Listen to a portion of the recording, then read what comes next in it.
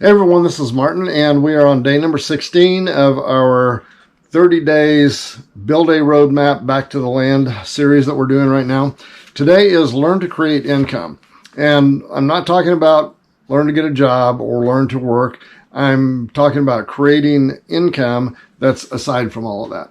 And so before we get started though, want to let you know to go down to below the video here and hit the subscribe button and the notification bell. Turn the notifications to all. That way you'll get them all as we continue to produce the videos in this series. And then also, once we got started on this, we decided to stop and write a companion book to go with it, which is this right here. And it's called Back to the Land. And you do not need the book to follow through the video series. It just helps organize your thoughts a little bit better than what I can do on videos. And so if you're interested in that, in the description down below, you can find out how you can get one from Amazon, or you can find out if you want to get one $3 cheaper, you can get a unedited version of the book that we have that can be ordered directly from us. Information on that is down there as well. If you're worried about my fire being too close to the walls and everything, we're actually within the tolerances set by the manufacturer, so don't all freak out when you see that. Okay, so to get into this book, or to get into today's subject, learn to create income. And this is much more about figuring out ways to create ongoing sources of income rather than ones that you have to, get up and go to work every day for. And you may think that's not possible, but it really is, and we're going to talk about that some. And most people, when they make their move back to the land, they do one of two things. They'll either try to hang on to the day job and, make the transition back onto the land and do both. And then they find out that the whole back to the land lifestyle is going to demand almost as much from them as a full-time job will. So they end up having two full-time jobs and can't really dedicate enough time or energy to either one of them to be successful at both. So that's one obstacle that you run into. And then the other one is for those people that just decide we're going to go cold turkey. I'm going to quit the job, get the land, and we're going to sell eggs and garden produce. And that's a good idea, but the trouble is in the very early startup period, years of, back to the land move, a lot of that kind of stuff isn't ramped up. It just takes a lot longer to ramp up than you can do immediately. And so you end up finding out that there's more bills that are coming due than what the eggs and the garden produce can keep up with. So, or the chickens. so anyway, so that tends to kind of fall apart as well for many, not everybody, but for many. And so what we really recommend is try to ramp up sources of income that is not reliant upon you going to a job every day and is not reliant on the ability of your land to produce enough income off of it, at least right away, to support you in your lifestyle and your goals. And so that's what I'm talking about is finding something that's outside of those two things, something that doesn't require you to be there 100% of the time in order to be earning money off of that. And I can hear a lot of you right now thinking or saying to yourselves, yeah, that'd be nice, get money without working. And, in a way, that's actually kind of what I am saying, because we have for a number of years been working on developing sources of income that do support us in our lifestyle and goals and our intention for living back here, out in the woods on a piece of land and doing the kind of things that lifestyle enables us to do. And before I get into how you start to develop those things, I want to give you just a little bit of an idea of the things that we are doing out here that we are able to extract income out of that helps support what we're doing here. That doesn't require me to go to a job. That doesn't require me to get a huge farm to market garden out here that supports all of that. Now, all of that is fine, but here are some of the things that we have done over the years. We've developed recreational properties, and we used a lot of these techniques in supporting those things for us. And probably the main source of income, and I'm going to put a link, I think it'll be up here in this corner up here of the video, that talks a little bit about this. And we rely very heavily on campsite and cabin rentals and even treehouse rentals. And so if you want to get more details on that, go up to the link up here and click on that, and it will take you to a video that we've done on that. But what we've done is developed over the years, probably over the last 13 years now. We have been either buying or building little cabins, and we'll rent them out as nightly rentals. We do not rent any of that stuff out as long-term rentals, but we do it as nightlies, and because people want that camping experience. They want that cabin experience or the treehouse experience or just camping in the woods kind of an experience.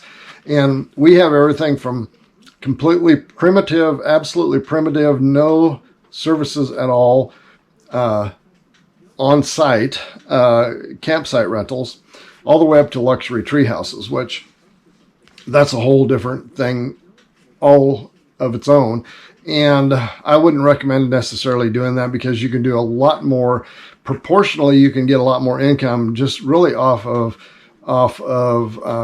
the primitive campsites and kind of off-grid cabin experiences, because you have so much less invested in them than you do in some of those nicer cabins. And really the return on the investment of that type of a site is much, much better than the more luxury things, because of the cost to develop them.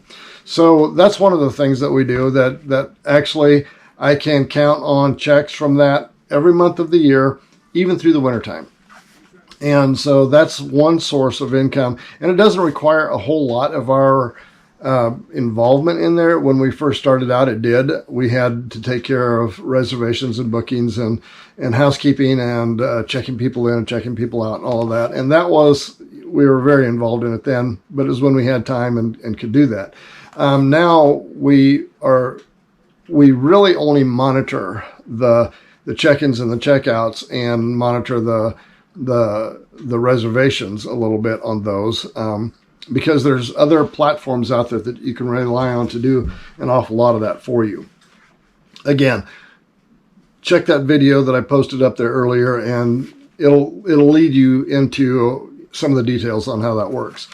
One of the other things that we have done to create income is, let me get in my notes because I have to check and see. I want to get it online. Various online marketing efforts that we do. Now, I'm not asking you to sign up for anything. I'm not trying to sell you a program or anything like that. I'm not doing that. Okay. All I'm doing is telling you the things that we do. And obviously we have a YouTube channel, and oddly enough, we're not monetized on that yet. So that is not feeding any income directly to us. Now, at some point, I believe that it will, but we can still use that platform, that YouTube platform, to promote things like Amazon links, where we make sales or commissions off of sales from Amazon purchases that people will make. We can also sell, even though we don't do that, we do sell books through there that we can make money on with those. So besides just the Amazon affiliate links, which you can find also links on our channel on how we explain how to do all of that, Airbnb offers, besides the vacation rental program that they also have where you can go on there and get connected in with them and host actual experiences with people where they come to you and go through a class or a session or whatever it is that your workshop, whatever it is that you develop that you can offer as an experience. You can do that through Airbnb. You can also do what they have is called virtual experiences, where you do the exact same thing, only it's all done remotely online. And those things are all income producing ideas that, they will require a little bit from you, but you can at least deal with a much larger audience, where each member or each participant in there is paying you a fee to participate in your experience or the program that you're offering. Another income stream that we had developed back mainly when we were focused more on the recreational properties, is we had a whole line of retail items that we sold. Now, a lot of it was heavily involved with freshwater fishing. So we actually had a kind of a sticks and bricks tackle shop that we serviced, but we also did an online catalog that people could buy directly online. That really all I had to do was come in. I had to purchase product. I had to unpack it and organize it so that when people ordered it, I could go pick it and ship it. But really, it was a matter of orders would come in online, and I would just check my emails every day and fill the orders and ship them out. And I usually shipped things out once a week. So there was some of my involvement there, but there really wasn't a limit on how much I could earn, because all it was a matter of was picking products off a shelf, boxing them up, and shipping them. So that was something that we did. Along with that, we had kind of developed a product line a retail product line of apparel. The hat, as a matter of fact, that I'm wearing was part of one of those. It had logo. We had shirts and jackets and hoodies and water bottles and calendars and all kinds of things that you would find in a gift shop, and we marketed those through our website. And we can also do that through our YouTube website. We just haven't really tackled that yet, so it's not something that we're doing right now. I found a coffee roaster that would do custom roasting of coffee for us under a private label, so we were able to sell a custom roasted coffee, and that was something that created income for us as well. So kind of the sky's the limit. Right now there are companies that you don't even have to produce and warehouse any of the product or buy any of the product. They'll do it all for you. All you have to do is supply them with a design and the links, so when people come in and order those things online, that they'll create them and they'll ship them, so you don't have to do really anything with that. Another of the things that we're just now starting to do is royalty-based products, which my wife has written a couple of devotional books. You'll find links to those. I think you'll find links to that. I'll make sure that there's links to those down below.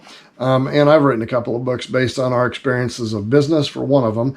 And then this one, which is the one that we're doing with this video series right now. So there's lots of different ways that you can start to create income that doesn't have to do with you necessarily extracting products off of your land or necessarily going out and getting a job.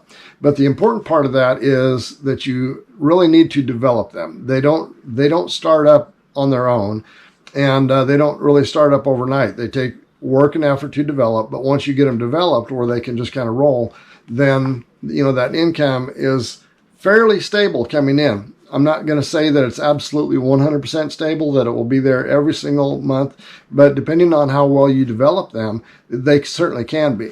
Our campsite and cabin rentals is one of those that is very consistent. I can tell from one month to the next basically what kind of income we'll be earning off of that way in advance, so I don't have to try to guess on, am I going to be short this month? I can pretty much tell and know what that's going to produce every month. So anyway, I would encourage you to get on our YouTube channel and look for some of those income producing videos that we have that will go into much further detail than what I'm doing on here right now. And the purpose of this video today is to tell you that there are ways and there are methods to start creating that kind of income for yourself outside of the job, outside of the, pulling it out of the land. And the sooner you start to develop those things, the better. What I recommend doing is, and this is something that I've done for years, is I set a goal for myself to have 10 sources of income that's coming in that don't require me to go punch time clock and work for 40 hours a week for that income source to come in. And I've had a ongoing list for probably 12 or 13 years right now that always has 10 things on that list. Now, sometimes I'll cross them off after they've been on there for a year or two, and I realize, I'm never going to go down that path. So I'll cross that one off, but I'm always thinking of ways to find some way to create some income that can be one of those 10 sources of income. And, I don't have 10 sources right now, but I'm always working at that. I'm always working at trying to figure out what are those 10 sources of income that I can develop.